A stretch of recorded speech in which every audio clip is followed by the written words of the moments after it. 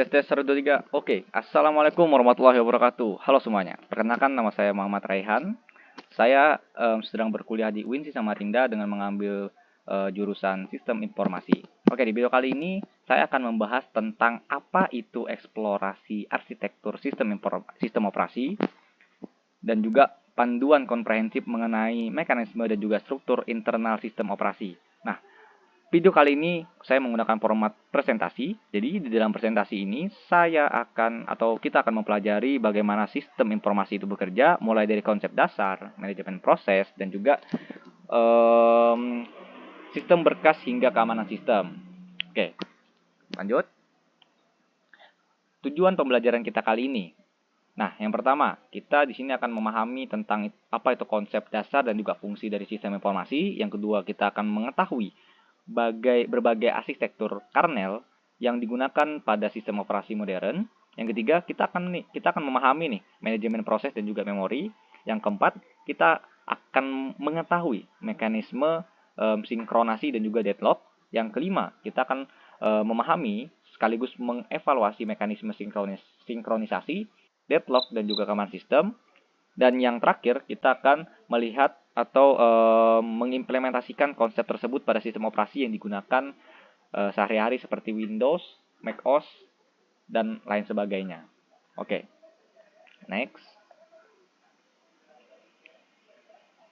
Agenda pembelajaran kita kali ini, materi dibagi menjadi beberapa modul utama, yaitu struktur sistem operasi, proses dan juga thread, CPU scheduling, manajemen memori, sistem berkas, input dan juga output, sinkronasi dan deadlock, dan yang terakhir adalah keamanan sistem. Nah, setiap modul kali ini itu berhubungan dan juga membentuk fondasi dari sebuah sistem operasi modern, seperti itu. Oke, masuki modul yang pertama, yaitu struktur OS. Nah, atau sistem operasi. Sistem operasi. Apa sih itu sistem operasi? Nah, di sini nih. Nah, sistem operasi adalah perangkat lunak yang digunakan sebagai penghubung antara pengguna dan juga perangkat keras komputer. Nah, sistem operasi itu memiliki beberapa tujuan utama. Yang pertama, menjalankan program pengguna. Yang ketiga, mempermudah penggunaan komputer. Yang ketiga, yaitu mengolah sumber daya perangkat keras menjadi atau secara efisien. Nah, selain itu, sistem operasi juga bertindak sebagai resource allocator yang mengatur penggunaan CPU, memori, dan juga perangkat input dan output. Oke, next. Terdapat beberapa pendekatan dalam desain sistem operasi, yaitu seperti monolitik dan juga layered. Nah, yang pertama, monolitik atau biasa dikenal monolitik kernel, yaitu seluruh fungsi sistem itu berada dalam satu kernel besar sehingga memiliki performa yang tinggi. Nah, yang kedua itu adalah layered arsitektur, yaitu sistem yang dibagi menjadi beberapa lapisan sehingga lebih mudah dalam pengembangan dan juga pemeliharaannya. Nah, monolitik itu unggul pada kecepatan, sedangkan layered itu unggul pada kemudahan pengelolaan. Next.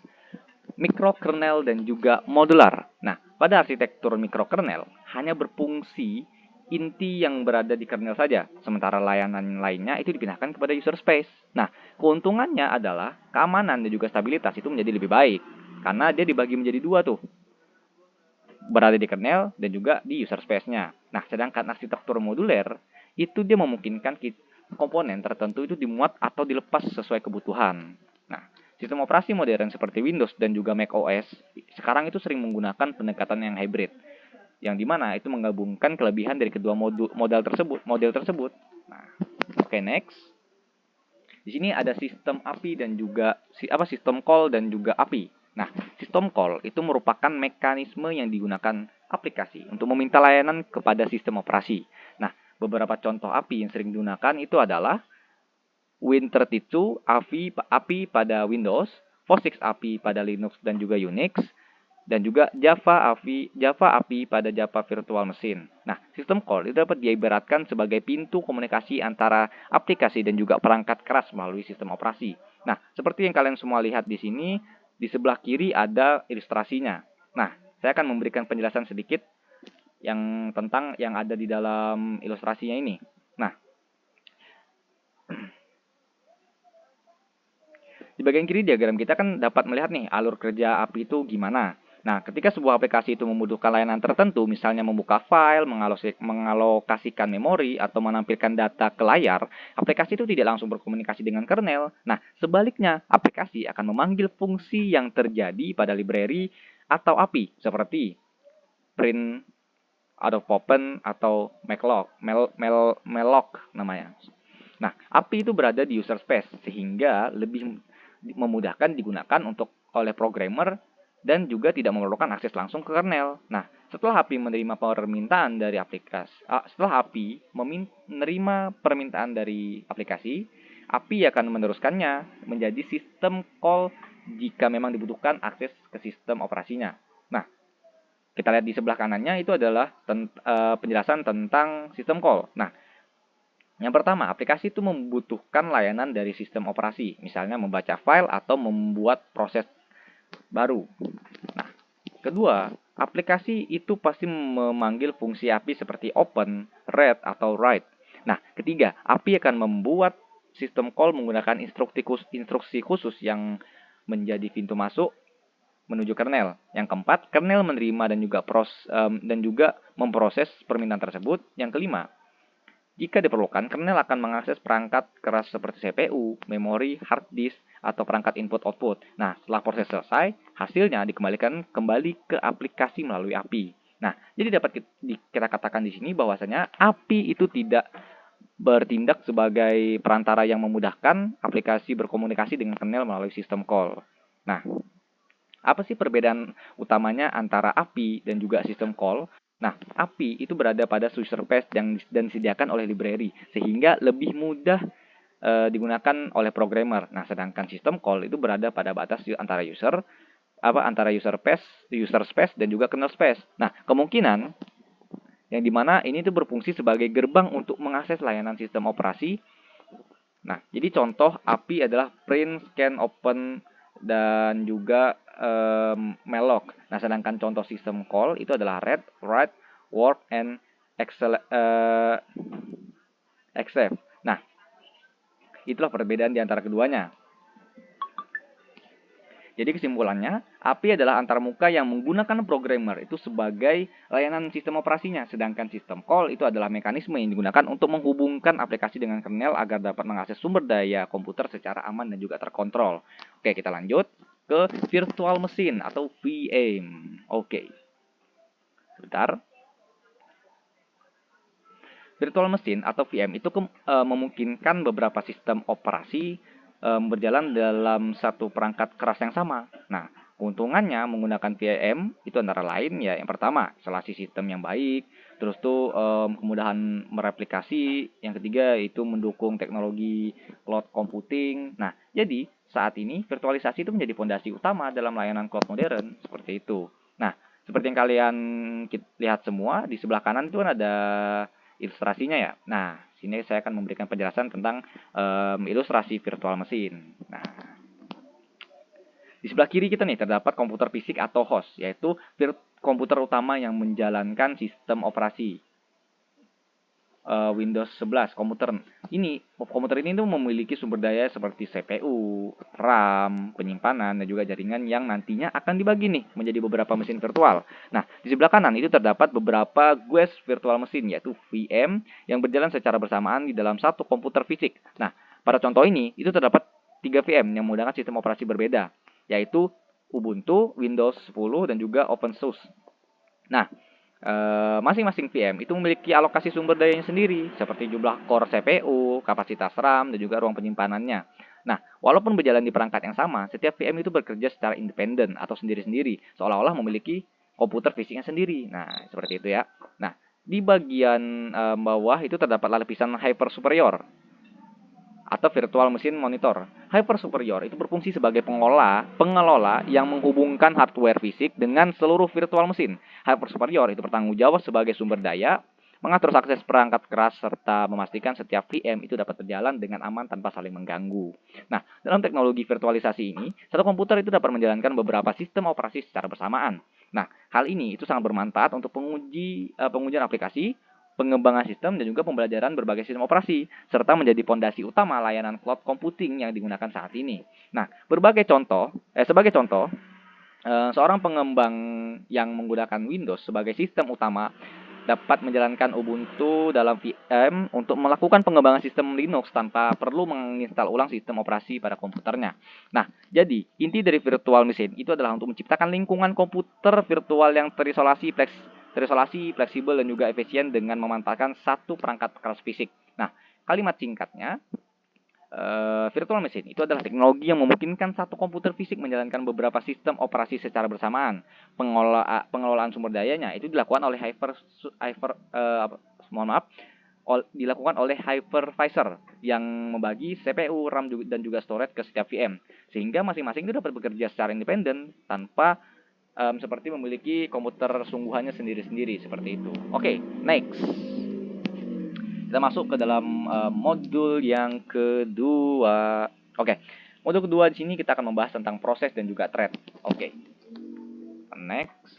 Nah, proses adalah program yang sedang dieksekusi dan memiliki ruang memorinya sendiri. Nah, sedangkan thread itu dia merupakan unit eksekusi yang lebih ringan dan juga berbagi sumber daya dengan thread lainnya dalam proses yang sama. Nah, jika proses itu diibaratkan sebagai sebuah perusahaan, maka thread itu adalah para karyawannya yang bekerja di dalam perusahaan tersebut.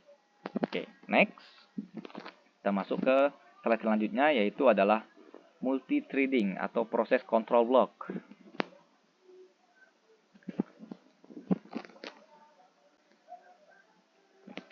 Oke, di sini adalah proses control block atau PCB.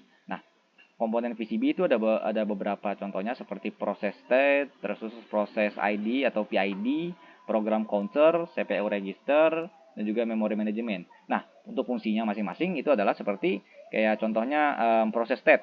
Nah, contohnya itu seperti new, ready, running, waiting, and terminated.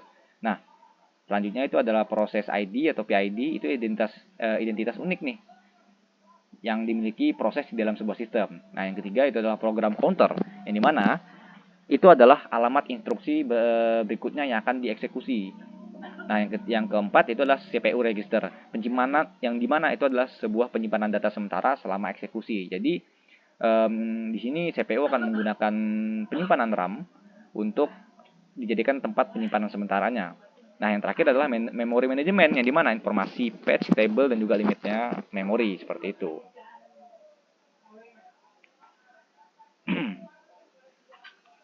Nah, ini adalah salah satu contohnya. Salah satu ilustrasinya seperti ini, yang dimana new itu adalah prosesnya sedang dibuat, sedangkan ready itu adalah menunggu dialokasikan ke prosesor, running adalah instruksi yang sedang dieksekusi, terus itu adalah waiting, menunggu event atau menunggu selesai atau belumnya, seperti itu. Yang terakhir adalah terminated, yang dimana menunjukkan bahwasanya proses sudah selesai, seperti itu. Oke, next kita akan membahas tentang model multithreading. Oke, multithreading itu multithreading itu memungkinkan beberapa thread berjalan secara bersamaan dalam satu proses. Nah, apa sih keuntungannya? Nah, keuntungannya ya respon aplikasi menjadi lebih cepat, terus pemanfaatan CPU itu menjadi lebih optimal, terus juga efisiensi penggunaan sumber daya. Nah, hal itu sangat menguntungkan, jadi tidak memberatkan. Sumber daya itu tidak hanya terfokus pada satu aplikasi saja, sehingga akan memberatkan atau justru malah mencondong menyebabkan deadlock karena aplikasi-aplikasi lain itu tidak mendapatkan sumber daya yang sama. Nah, maka disitulah fungsi dari model multithreading, yang dimana itu membagi setiap sumber daya itu agar tetap konsisten atau akan tetap seimbang pada setiap aplikasi yang sedang dijalankan, seperti itu. Oke, next. Kita masuk ke modul selanjutnya, yaitu modul ketiga, penjadwalan CPU atau scheduling atau CPU scheduling. Oke. CPU scheduling itu adalah mekanisme yang menentukan proses mana yang akan menggunakan CPU terlebih dahulu. Nah, tujuannya apa? Tujuannya adalah untuk meningkatkan efisiensi penggunaan prosesor dan juga mengurangi waktu penggunaannya. Nah, di sini seperti ada beberapa kriteria penjadwalan atau kriteria scheduling. Yang pertama adalah throughput, yang dimana jumlah proses yang diselesaikan itu per unit waktu. Nah, maksudnya diselesaikan satu persatu secara diselesaikan secara satu persatu dalam satu waktu.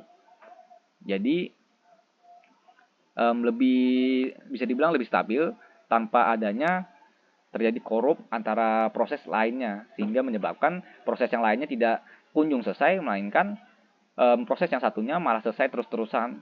Jadinya akan menyebabkan kopi dan akhirnya akan menyebabkan menjadi korup.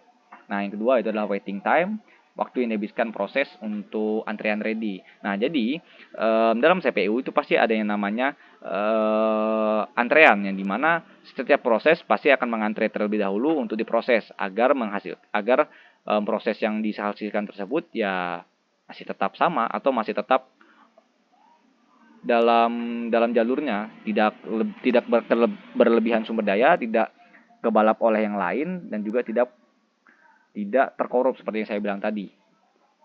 Masuk ke itu terakhir adalah respon time, yang dimana waktu dari request itu dikirim hingga respon pertama, seperti itu. Oke, next. Kita akan membahas tentang algoritma penjadwalan. Nah, ada beberapa algoritma scheduling yang umum digunakan. Yang pertama adalah first come first serve atau FCFS. Dan yang kedua adalah shortest job first atau JSF. Yang ketiga adalah priority scheduling, yang dimana itu adalah menjalankan proses dengan prioritas tertinggi terlebih dahulu. Yang terakhir adalah round robin atau double R, yang dimana itu memberikan time quantum yang sama untuk setiap proses. Jadi untuk setiap proses itu diberikan waktu yang sama semuanya, sama rata, hantam rata. Disitulah round robin itu menerapkan keadilannya tersendiri, yaitu dengan memberikan time quantum yang sama pada setiap proses, tidak lebih dan juga tidak kurang. Nah, hal ini memungkinkan untuk setiap proses itu selesai secara bersamaan, seperti itu. Oke, next kepada modul selanjutnya. Oh, sebelum kita masuk ke modul selanjutnya, di sini ada perbandingan tentang beberapa algoritma seperti FCFS, yang dimana waiting time-nya sangat tinggi, terus respon time-nya buruk sekali. Nah, dan fairness-nya itu sangat adil. Nah, yang kedua itu ada SJF atau shortest job first atau SJF, yang dimana waiting time di sini minimum, waktu tunggunya itu sebentar, respon time-nya itu sedang lah ya, atau ya lumayan. Dan juga yang terakhir adalah fairness, yang dimana fairness-nya di sini sangat kurang sekali. Yang ketiga yaitu adalah round robin, yang dimana waiting time-nya sedang, respon time-nya sangat baik, dan juga fairness-nya di sini sangat adil, seperti yang saya bilang tadi, sangat adil. Nah, yang terakhir adalah priority, yang dimana waiting time itu bervariasi tergantung kita tuh memprioritaskan yang mana dulu nih proses yang pengen kita selesaikan nih. Nah, seperti itu. Jadi sumber daya itu bisa kita alihkan mau ke proses mana dulu yang kita alokasikan atau kita prioritaskan. Makanya di sini waiting time-nya bervariasi tergantung proses mana dulu nih yang pengen kita kita prioritaskan, seperti itu. Terus di bagian respon time-nya di sini priority sangat baik, ya baiklah, lumayan baik. Fairness-nya itu buruk sekali. Seperti itu. Oke, lanjut ke modul keempat, yaitu manajemen memori. Nah, di sini kita akan membahas tentang konsep memori. Manajemen memori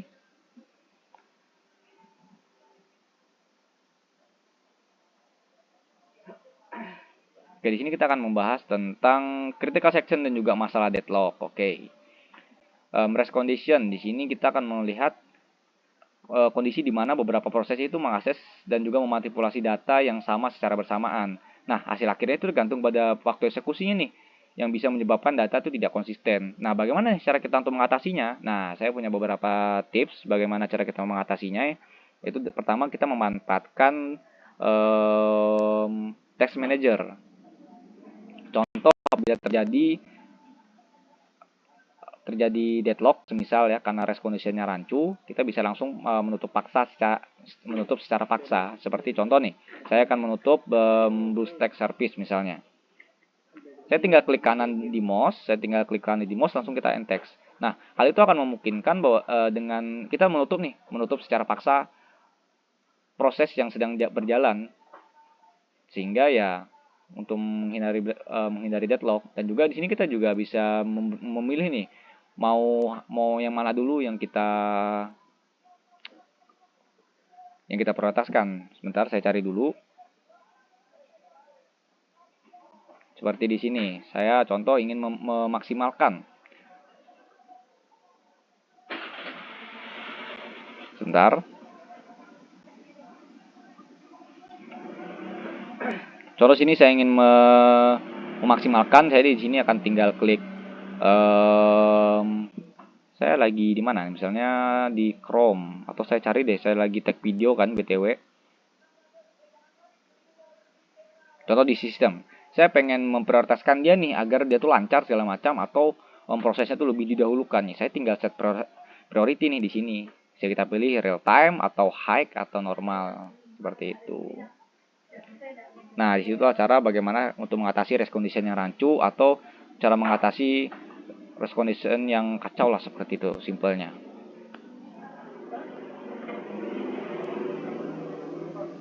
Oke, next ke modul selanjutnya.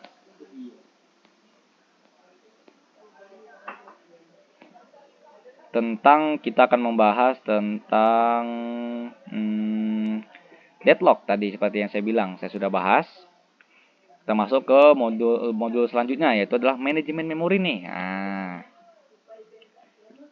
manajemen memori itu bertugas untuk mengatur penggunaan RAM agar berbagai program itu dapat berjalan secara bersamaan tanpa saling mengganggu. Nah, jadi dia pertama-tama akan dimulai dari CPU terlebih dahulu, alamat yang dihasilkan CPU, terus alamat physical address yang di sini, yang di tengah, terus itu ada memori. Jadi CPU mengirim sinyal ke RAM, lalu RAM akan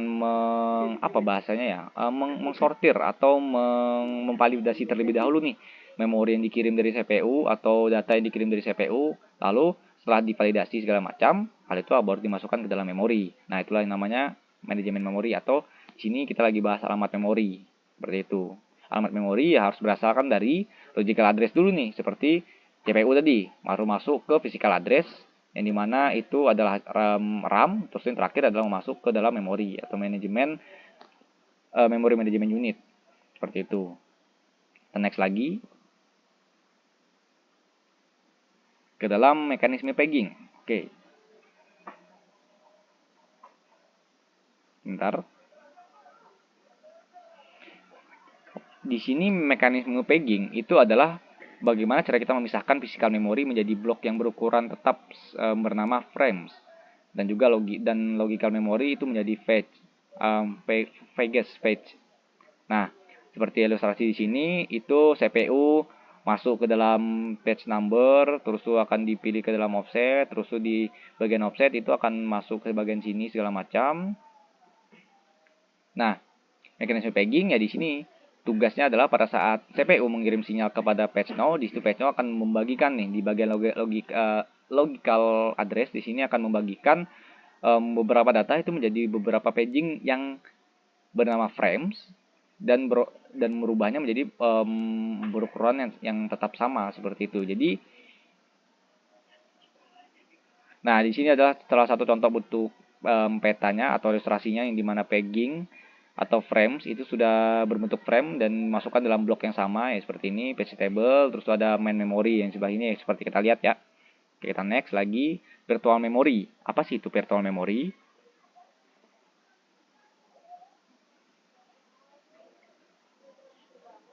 Nah, jadi gini, virtual memory itu memungkinkan sistem untuk menjalankan proses yang ukurannya itu lebih besar daripada kapasitas RAM fisik. Nah, teknik ini tuh biasanya dilakukan dengan memanfaatkan sebagian ruang penyimpanan sebagai memori tambahan. Nah, virtual memory yaitu adalah RAM, yang dimana RAM bertindak sebagai penyimpanan sementara. Contohnya yaitu dengan kita memiliki ini nih beberapa jendela nih seperti ini nih. Nah, itu adalah kita menggunakan RAM di sini sebagai penyimpanan sementaranya.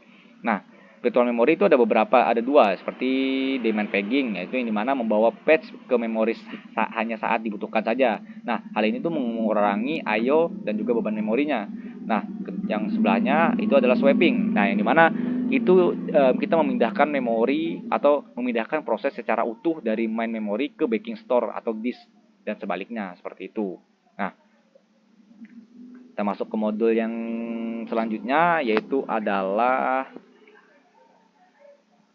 memori sekunder atau disk scheduling dan juga manajemen I/O. Nah, di sini kita lihat disk scheduling yaitu short seek time first, yaitu tercepat tapi bisa starvation. Nah, ini adalah salah satu bentuk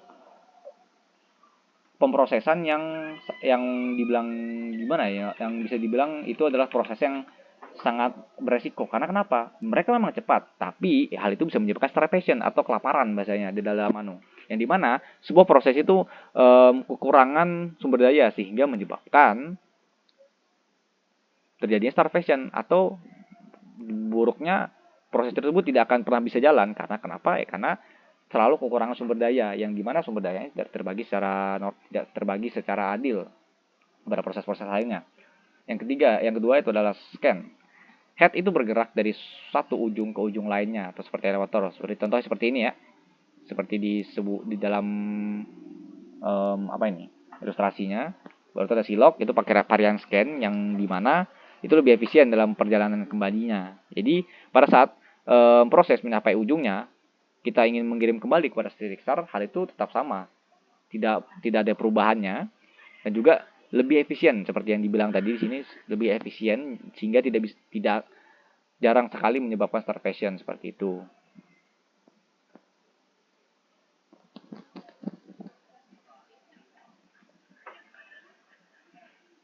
Oke, sebentar. Kita masuk ke dalam mekanisme I/O. Oke, wait, tar dulu. Nah, mekanisme I/O itu dibagi menjadi beberapa tipe, bisa dibilang tipe. Nah, tipe yang pertama itu adalah DMA atau Direct Memory Access, yang dimana itu mentransfer data langsung antara I/O device dan juga memori tanpa campur tangan CPU. Nah, yang kedua yaitu adalah buffering, penyimpanan data sementara saat ditransfer untuk menyimbangkan kecepatan device. Nah, yang ketiga itu adalah spooling, yang dimana menumpuk output pekerjaan untuk device yang hanya bisa melayani satu request, contohnya printer, seperti itu ya. Oke, kita next ke modul selanjutnya itu adalah modul sistem berkas nih. Nah, oke.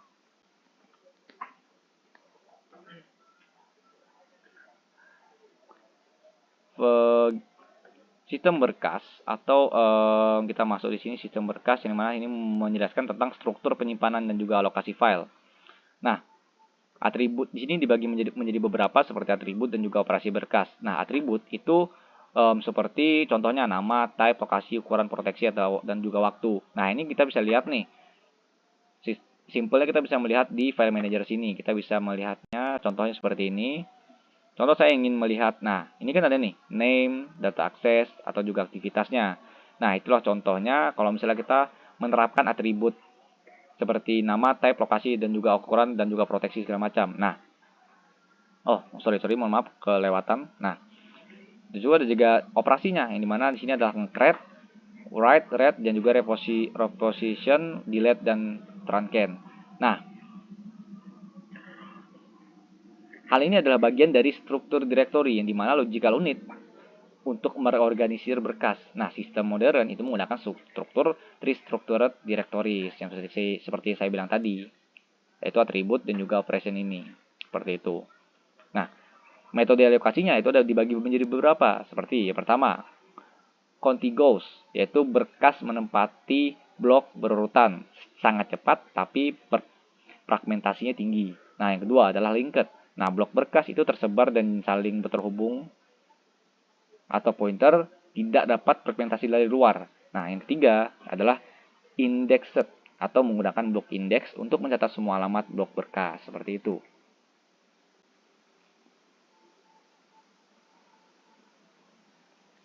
Oke, kita masuk ke bagian visualisasi struktur pohon. Oke, kita bisa melihat di sini ya, teman-teman, bahwasanya di sini sudah jelas nih.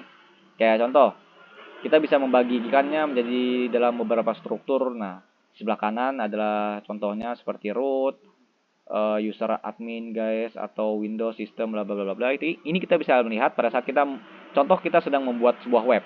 Nah, hal inilah yang digunakan agar codingan kita dan juga file codingan kita itu menjadi terstruktur, yaitu menggunakan visualisasi struktur pohon atau trees pohon, tree struktur atau bagaimana di sini lupa namanya.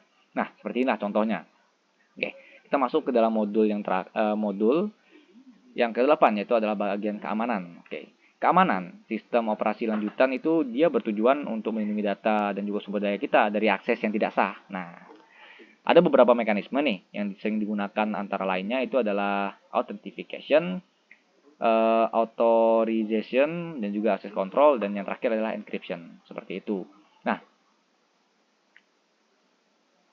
ancaman sistem operasi banyak sekali ancamannya. Tapi di sini kita akan menjadikan yang paling parah saja, yang maksudnya yang paling menjadi ancaman, yaitu cuma ada 3, yaitu ada virus dan juga ada virus yang dimana di sini dia mereplikasikan diri dan juga merusak file. Nah, virus itu membutuhkan inang, atau dalam kata lain di dalam komputer adalah sebuah program lain.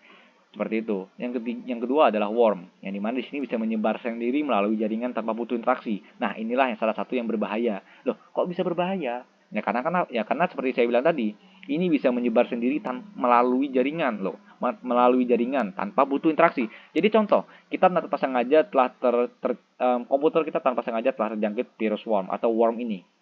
Nah, laptop yang kita diamkan saja itu bisa terjangkit atau bisa makin parah. Karena tadi menyebarnya melalui jaringan tanpa butuh sebuah interaksi dari user, seperti itu. Yang terakhir adalah Trojan. Trojan itu diambil dari cerita pada saat Yunani kuno dulu, yang dimana adalah sebuah kota yang dikirimkan kuda Trojan, yang warga kota tersebut menganggap itu adalah sebuah hadiah, sedangkan di dalamnya adalah para pasukan dari musuh, yang dimana pada saat malam hari musuhnya keluar lalu menyerbu kota tersebut. Nah, bahasa lainnya adalah Trojan adalah sebuah virus atau sebuah malware yang menyamar menjadi sebuah aplikasi yang kita butuhkan. Contoh nih, Trojan bisa menyamar sebagai Word pada saat kita klik. Nah, disitulah Trojan bekerja dengan mengambil beberapa file-file penting yang ada di laptop kita, seperti itu. Oke, next. Studi kasus seperti Windows. Statusnya analisis implementasi nyata pada US populer. Nah, Windows Task Manager nih. Nah, Windows itu sudah menyediakan nih alat kita nih buat memonitoringnya. Yang memonitoring secara komprehensif nih. Seperti yang tadi seperti tadi yang sudah saya contohkan, yaitu Task Manager. Yang dimana itu adalah sebuah monitor proses dan juga track aktif. Nah, bagaimana nih cara kita untuk mengaktifkannya? Simple saja. Seperti contohnya gini. Cara mengaktifkannya adalah tekan Ctrl Shift dan juga plus Accept di laptop Anda. Lalu maka akan terbukalah Task Manager itu. Nah, seperti ini. Nah, inilah contohnya ya. Di sini kita bisa melihat semua nih aplikasi mana yang paling menggunakan data berlebihan. Di sini kan ya saya menggunakan Chrome dan juga menggunakan Task Manager segala macam. Disitulah data itu paling banyak disuplai ke situ. Terus yang kedua ada resource monitoring, yang dimana ini adalah tentang detail penggunaan memori dan juga disk. Yang ketiga adalah performance monitor, yang dimana grafik performa real time, seperti itulah. Kita bisa melihat semua nih di performance. Ini kita bisa lihat tuh CPU-nya seperti ini, CPU-nya memori seperti ini, disk seperti ini, WiFi seperti ini, dan juga GPU-nya seperti ini. Kita bisa melihatnya semua ada di dalam Task Manager, seperti itu.